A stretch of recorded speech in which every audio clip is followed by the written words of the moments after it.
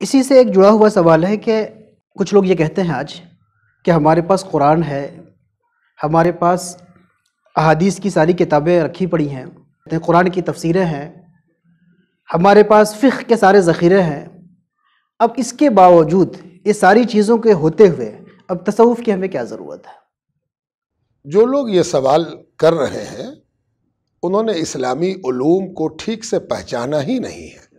اس کا جواب دیتے ہوئے اگر ہم شخصیات کی طرف ایک نظر ڈال لیں تو ہمیں محسوس ہوگا کہ اگر آپ کو حضرت امام ابو حنیفہ امام اعظم کی ضرورت ہے، امام شافعی کی ضرورت ہے، امام مالک اور امام حنبل کی ضرورت ہے، تو آپ کو امام غزالی کی بھی ضرورت ہے، کیا بات؟ آپ کو شیخ شہاب الدین سہروردی کی بھی ضرورت ہے، شیخ عبد القادر جیلانی کی بھی ضرورت ہے۔ ان لوگوں کو چھوڑ کر اسلام کے ماہرین اور اسلام کی تابندہ شخصیتوں کی مثال ادھوری ہے۔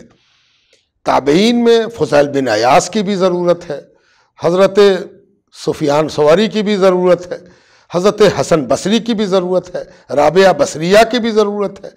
کسی کو چھوڑ کر کوئی بات مکمل کرنے کی کوشش کرنا ایک نامکمل کو مکمل کہنے کی جرأت ہے۔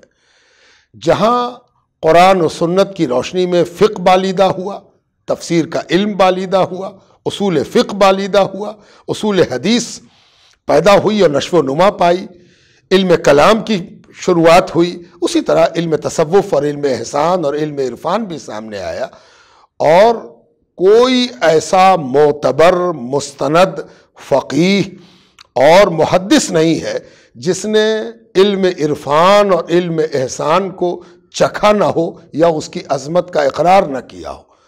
تو اگر کوئی فقہ کا حوالہ لے کے علم عرفان کا انکار کرتا ہے تو وہ اپنی شخصیات کے ہی اس پہلو کا انکار کرتا ہے جو تمام فقہاء اور تمام محدثین میں نمایاں ہے۔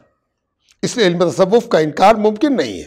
یہ سب جلوہ گری ہے، قرآن و سنت کی جلوہ گری۔ کوئی فن ہمیں قرآن کو سمجھنے کی صلاحیت دیتا ہے تو کوئی فن ہمیں قرآن کو برتنے کی صلاحیت دیتا ہے۔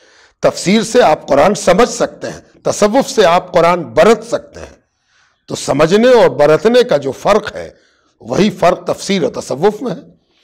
تفسیر آپ کو سمجھا دیتا ہے، تصوف آپ کو برتنے پر مائل کر دیتا ہے۔